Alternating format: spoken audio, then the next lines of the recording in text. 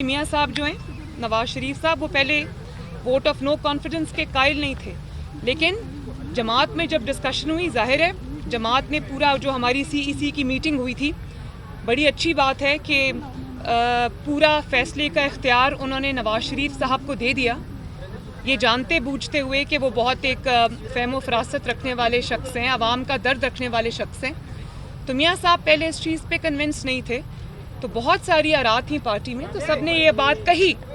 कि आपकी बतौर सीनियर तरीन लीडर और सबसे बड़ी जमात के सरबराह होने के नाते हम सब का फ़र्ज़ है कि आवाम की आवाज़ सुने, आवाम की को तकलीफ़ों से, महंगाई से, अजाब से जो उनके ऊपर इमरान की शक्ल में मुसल्लत हुआ है उससे उनको निजात दिलाएं। तो ये ज़िम्मेदारी आपको फ़र्ज़ समझ के अदा करनी होगी। इसीलिए हम ये समझते हैं कि ये वक्त आ गया है कि अब ये कौम, ये मुल्क, ये अवाम मज़ीद तबाही के